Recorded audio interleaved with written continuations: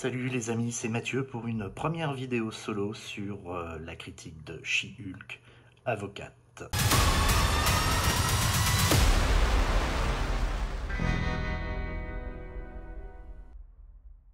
Alors déjà avant de démarrer, n'oubliez pas de vous abonner évidemment à la chaîne, mettez un petit like, commentez, dites-moi ce que vous avez pensé de ce premier épisode de She-Hulk. Alors personnellement, vous me connaissez,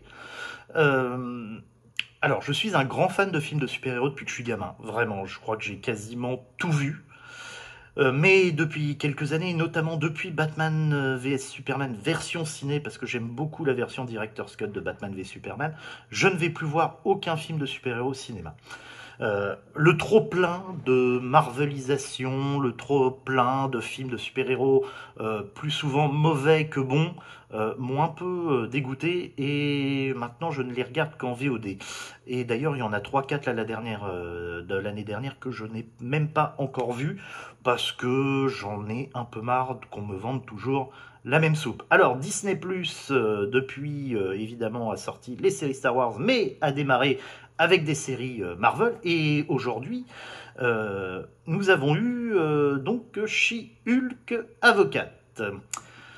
Bon, c'est sympa. Le premier épisode, c'est sympa. Donc on voit comment l'héroïne principale, qui est la cousine de Bruce Banner, devient She-Hulk. L'épisode tourne autour de son entraînement avec Bruce Banner. Alors ça fait plaisir de retrouver Mark Ruffalo en tant que Bruce Banner. Après, très honnêtement, voilà, c'est du Marvel. C'est emballé à la Marvel, vous ne serez pas surpris. Visuellement, ça casse pas trois pattes à un canard. On voit... Voilà, c'est pas du grand art, hein, il n'y a pas un plan, on va se dire, ah ouais, celui-là, vraiment, là, ils apportent quelque chose. Non, non, il n'y a rien, il n'y a rien, il n'y a rien. Après, bon, c'est pas déplaisant à regarder. Moi, je vous avouerai que l'épisode, je l'ai regardé en continuant un peu ma partie de Candy Crush Saga parce que j'en ai marre de cet humour à deux balles, j'en ai marre de cette cette funitude qui est marketing. On a l'impression, voilà, on va chez Marvel, comme je disais dans la dernière vidéo avec Damien, on va chez Marvel comme on va au McDo. Voilà, on n'est pas subjugué, on n'est pas forcément déçu, mais au final, bah, ça se termine dans les toilettes. Voilà, après, She-Hulk, c'est sympa. Moi, j'avoue que Hulk, c'est pas mon personnage favori. Moi, j'ai l'impression, là, sur 40 minutes d'épisode, de voir comment dire, un director's cut de la pub du géant vert. J'avoue que Hulk m'a toujours laissé de glace, même si j'adore l'interprétation de Mark Ruffalo. Attention, je précise bien que j'adore l'interprétation de Mark Ruffalo. Je pense que c'est sans doute le meilleur choix qu'ils aient fait. Et c'est bien d'ailleurs qu'ils ne fassent plus un film simplement dédié à Hulk, parce qu'à chaque fois, ça a été des grosses plantades. Et en série, c'est sympa. Maintenant, quel est l'intérêt d'une série sur She-Hulk?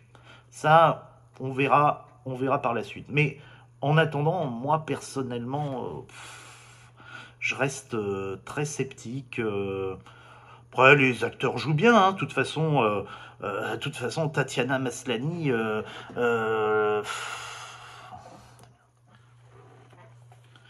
Après, les acteurs sont très bons. Mark Ruffalo en tête, hein. Tout l'épisode tourne autour d'ailleurs de la relation entre Hulk et sa cousine.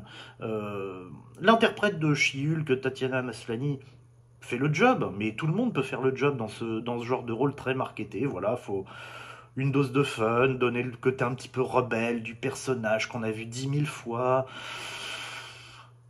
Voilà, je reste très sceptique sur She-Hulk. Je regarderai sans doute la suite pour voir si ça décolle un peu. Voilà, après on s'ennuie pas, on passe un bon moment, mais bon, voilà, sans plus quoi. Voilà, c'est pas génial. Non, encore une fois, c'est pas génial. Ça n'a rien à voir, moi, avec la série Marvel que j'avais adorée, qui était la série Loki, qui là, vraiment apporté quelque chose et apporté de l'intérêt. Je l'ai dévoré, cette série. Et pour le coup, ça faisait un petit moment, il me semble, depuis Daredevil saison 2 et Jessica Jones saison 1, que j'avais pas autant accroché une série de super-héros. Tout au moins, visuellement, sur les effets spéciaux. Alors, peut-être, encore une fois, c'est peut-être la stratégie de Disney, et on le voit avec la série Obi-Wan Kenobi. visuellement, sur les CGI, sur les effets spéciaux, les images de synthèse, on voit que là, ils ont mis quand même les moyens. Ça ne fait pas cheap. Bon, il y a peut-être, allez, 2-3 plans sur la bataille entre Hulk et She-Hulk.